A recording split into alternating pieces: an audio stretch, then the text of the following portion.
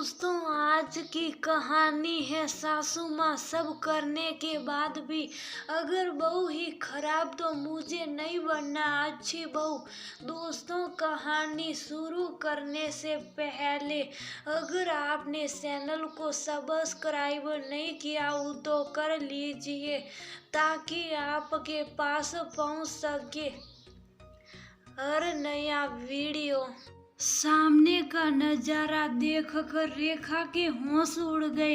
अभी रात में ही उसने अपनी सास शांता जी के साथ हुई बहस के बारे में अपने पति नरेंद्र को बताया था। नरेंद्र ने रेखा को आश्वासन दिया था कि इस विषय पर अपनी माँ से बात करेगा, पर ये क्या नरेंद्र माँ से कह रहे थे, माँ जब भी मैं घर में ना रहूं तब उसे आपको जो कहना है कहो। जब शादी की बात चल रही थी तभी मैंने कहा था पढ़ी लिखी लड़की लाना, ऐसा ना हो कि आप सबके साथ मुझे भी पछताना पड़े। अब देख लो वही हो रहा है। रेखा को अपने कानों सुनी और पति की कई बातों पर विश्वास नहीं हो रहा था।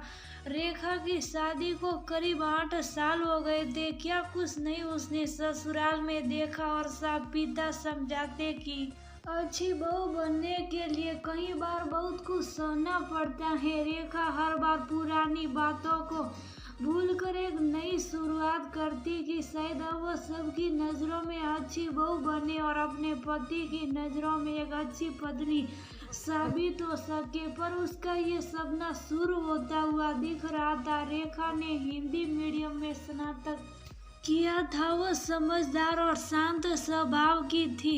एक रोज रेखा नरेंद्र को बोली, मुझे कुछ पैसों की जरूरत है, रक्षाबंधन आ रहा है, आप जानते हैं नवीन छोटा भाई मुझसे छोटा है, तो मैं सोच रही थी राखी के साथ उसके लिए कुछ उपहार भी भेज दूं। नरेंद्र हंसकर बोला, तुम उसके लिए कुछ गिफ्ट मत भेजना, मुझे यकीन है उसे बिल्कुल पसंद नहीं आएगा क्योंकि तुम्हारी साइंस बहुत ही आउटडेटेड है। अगर तुम किसी अच्छे शहर से होती और कॉन्वेंट स्कूल से पढ़ी लिखी होती तो तुम्हें समझ में आता कि किसके लिए कैसी गिफ्ट ली जाती हैं। और जहाँ तक पैसों की बात है, मैं माँ को महीने के खर्चे के लिए पैसे दे दिया हूँ, अगर तुम्हें कुछ पैसे चाहिए तो माँ से ले लेना। इतना कहकर नरेंद्र चले गए। नरेंद्र की बातें रेखा के मन को बहुत दुखाई पर उसने सोचा आज तक अपने बच्चों और अपनी इतनी कुछ सुनाती आई हो, फिर ये तो रक्षाबंधन है, भाई के लिए थोड़ा बहुत सुन लेंगे तो क्या चला जाएगा। यही सब सोचकर उसने नरेंद्र की बातों को दरकिनार किया। जब रेखा ने अपनी सास से बात की तो उन्होंने कहा, बहू राखी तक तो ठीक है, उपहार भेजने की क्या जरूरत है, रक्षाबंधन में भाई बहन को उपहार देता है ना कि बहन देती है। हमारे घर में तो ये चलन नहीं है, पूरा दिन मायके वालों से बात करती रहती हो, घर का काम ही कितना होता है, तुमसे ये नहीं होता कि घर में अंग्रेजी की अखबार आती हैं तो उसे पढ़ ले। अरे अगर अंग्रेजी पढ़नी आती तो कम से कम अपने बच्चे को तो पढ़ाती, उसे भी ट्यूशन लगाना पड़ता है, आखिर मेरा बेटा क्या संभालेगा। इतना कुछ सुनाकर फिर हाथ में पैसे देकर वह चली गई। आए दिन रेखा को ऐसी बातों का सामना करना ही पड़ता था, जबकि वह पूरे घर को संभालती और जितना हो सकता अपने बच्चे को भी पढ़ाती थी। एक रोज नरेंद्र के कुछ मित्र घर पर आए थे। रेखा ने सबके लिए शाही नाश्ता बनाया। सब खाकर बहुत प्रसन्न हुई और रेखा की तारीफ कर रहे थे। जैसे ही रेखा सबके लिए आइसक्रीम लेकर आई, नरेंद्र की एक महिला सहकर्मी बोली, रेखा जी क्या ये आइसक्रीम भी आपने खुद बनाई है। रेखा मुस्कुराकर बोली, जी मैंने ही बनाई है, आजकल कोई भी व्यंजन बनाना कठिन नहीं है, यूट्यूब में सब कुछ दिखाते हैं तो सीखना आसान हो गया है। नरेंद्र का एक मित्र उससे बोला, Narendra your wife is very talented, all food are very yummy and delicious. Rekha मुस्कुराकर बोली, थैंक यू। नरेंद्र झट से उठा और रेखा को किनारे ले जाकर बोला, जो चीज नहीं आती है उसे बोलने की भी कोशिश मत करना, वरना मेरी बेइज्जती हो जाएगी। इतना कहकर नरेंद्र रेखा को अपने पीछे करते हुए सबके सामने बोला, एक्चुअली मेरी वाइफ हिंदी मीडियम में पढ़ी है, तो शायद तुम लोगों की सभी बातें वो उतनी अच्छी तरह से समझ न पाई। इतना कहकर नरेंद्र खुद हंसने लगा। नरेंद्र की महिला सहकर्मी बोली, नरेंद्र मानती हूँ रेखा जी को इतनी अच्छी अंग्रेजी नहीं बोल पाएगी, पर वह सब समझ रही है और अंग्रेजी हिंदी से कोई फर्क नहीं पड़ता। इंसान के गुण देखने चाहिए जो आपकी पत्नी में कुट कुट के भरे हैं। मैं तो इनकी फैन हो गई। क्यों रेखा जी? रेखा मुस्कुराकर बोली, थैंक यू सो मच। मैं आप लोगों के लिए पानी लेकर आती हूँ। इतना कहकर उदास मन से रेखा वहाँ से चली गई। थोड़ी देर बाद सभी मेहमान भी चले गए, पर रेखा ने अपने चेहरे पर शिकन नहीं आने दिया। क्या ये नहीं होते हैं एक अच्छी बहू और पत्नी के लक्षण? सबके जाने के बाद रेखा बिखरे हुए बर्तनों को समेटकर साफ कर रही थी। वो बर्तन जिस तरह साफ कर रही थी, आज उसके हाथ भाव से पता चल रहा था वो नाराज थी। शांता जी आकर बोली, बहू अच्छे घर की बहू ये बर्तन पटक पटक कर धोती है, इससे घर में कलह झगड़ा होता है। अगर पति से कुछ बात हो जाए तो उस बात को लेकर तुम हर बार आंसू क्यों बहाने लगती हो? तुम भी ना बिल्कुल बुद्धू हो। तुम्हारे बच्चे देखेंगे तो क्या सीखेंगे? रेखा बोली, मम्मी जी ये कैसा न्याय है? बेटा गलती करे तो कोई बात नहीं, बहू होता है और बहू गलती करे तो उसे सीख दी जाती है। मम्मी जी इतने साल सब करने के बाद भी अगर मैं बुद्धू हूँ तो मुझे नहीं बनना अब अच्छी बहू। इतना कहकर वह झूठे बर्तनों को यूं ही छोड़कर अपने कमरे में चली गई। शांता जी आलस्य में थी, क्योंकि पहली बार उन्होंने रेखा का ऐसा रूप देखा था। तभी नरेंद्र उनके पास आया। शांता जी बोली, हर बार गलती तुम करते हो और मुझे बहू को समझाना पड़ता है। अगर नाराज होकर चली गई तो सब कुछ मेरे ऊपर हो जाएगा। आखिर तुम उसे ऐसा कुछ कहते ही क्यों हो कि वह दुखी हो जाए? इतना कहकर शांता जी रेखा के कमरे में गई। शांता जी रेखा के पास आई और प्यार से पूछा तो रेखा ने पूरी बात बताई। शांता जी बोली, बहू माफ करने वाले का दिल हमेशा बहुत बड़ा होता है। मैं तो कहती हूँ माफ कर दे नरेंद्र को, जो वह सबके सामने वह तुम पर हंसा।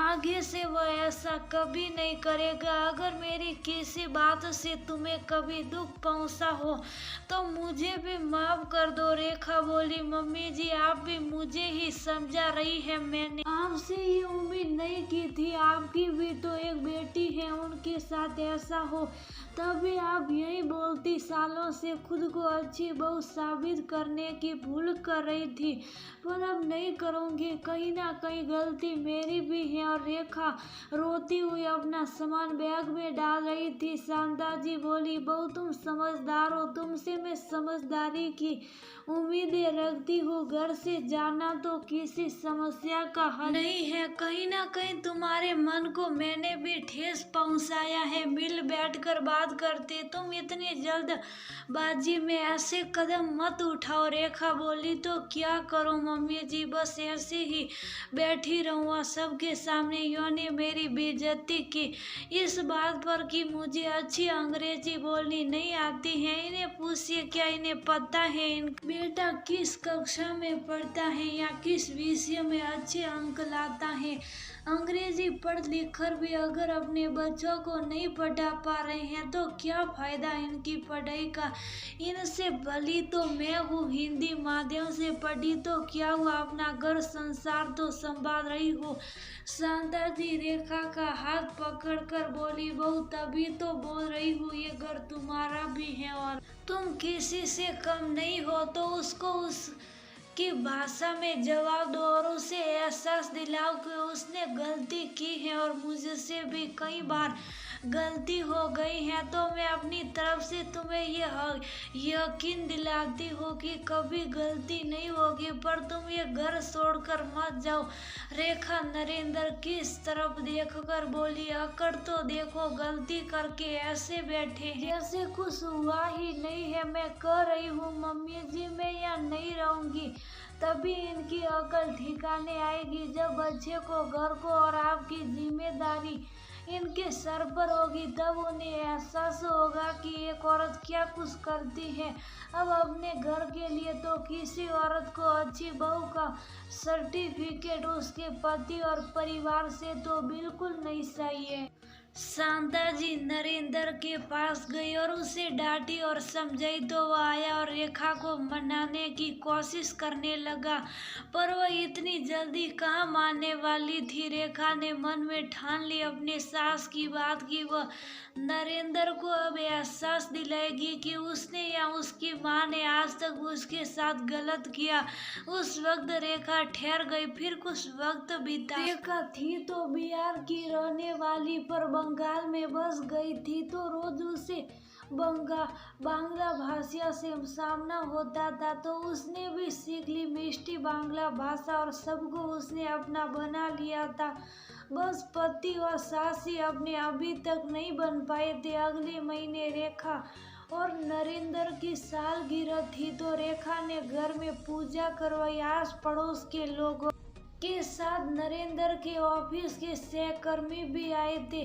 पूजा खत्म होने के बाद सब एक साथ बैठे थे तो सबने रेखा और नरेंद्र को एक भजन गाने के लिए कहा तो रेखा ने मान लिया। नरेंद्र धीरे से रेखा को बोला, अगर तुमने माना है तो तुम ही गाओ, या कोई फिल्मी गाना नहीं गाना है जो तुमने जोश में हाँ कर दिया। रेखा ने एक सुंदर बांग्ला गीत और एक हिंदी भजन सबको सुनाया। सब हैरान और बहुत खुश थे। सबने कहा, कितनी मीठी आवाज है, पर ये क्या नरेंद्र बाबू, आपको बांग्ला या हिंदी भाषा कुछ भी ठीक से नहीं आता। सब हंसने लगे। रेखा बोली, लगता है आप लोगों को आंखों देखे पर भरोसा नहीं हो रहा है। कई बार मुझे भी एक नहीं हुआ था, पर इसमें कौन सी बड़ी बात है। एक भाषा नहीं आने से कोई इंसान अधूरा नहीं होता, और मैं तो ये भाषा जानती हूँ और मैं इनकी अर्धांगिनी हूँ। तो हुए ना ये पूरे ज्ञानी। शांता जी बोली, मेरी बहू अच्छी अंग्रेजी नहीं बोलती, पर जो अपनों को करीब लाए हर वो भाषा बोलती हैं। हम इंसान से ही भूल होती है। कई बार हम अपनी बहुओं में हर गुण ढूंढते, पर ये भूल जाते हैं कि धरती पर हर कोई संपूर्ण नहीं होता। कमी सास या पति में भी हो सकती है।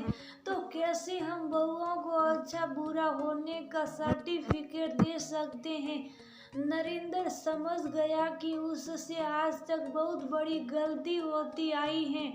उसने रेखा से माफी मांगी और उसे एहसास भी हुआ कि उसने सबके सामने हंसकर गलती की थी। तो रेखा बोली, आपको गलती का एहसास हुआ, यही बड़ी बात है, और आपके लिए मैं कोई भी भाषा सीख सकती हूँ। नरेंद्र बोले, नहीं नहीं, तुम बस प्रेम की भाषा बोलो, वही अच्छी है। टूटी फूटी अंग्रेजी में क्या रखा है। तुम्हारी वजह से मेरा मान बढ़ता है, तो मेरा भी फर्ज है कि तुम्हारे सम्मान का ख्याल रखूं। मुझे माफ कर दो। रेखा झट से नवीन के गले लग गई। शांता जी बोली, बहू तुम्हारा दिल बहुत बड़ा है। मुझे भी एहसास हो गया कि हर बार दूसरों में कमियां निकालने वाले में सबसे बड़ी कमी होती है। वो अपने अंदर की कमी देखता ही नहीं, इसीलिए उसे चारों तरफ कमी ही कमी दिखती है। रेखा ने अपनी सास को गले लगाया और पुरानी बातों को भूलकर फिर से नई शुरुआत की। ये सोच कर कि अगर परिवार और अपने भूल को सुधार कर अपने हो सकते हैं तो एक आखिरी कोशिश करने में क्या हर्ज है। अंत भला तो सब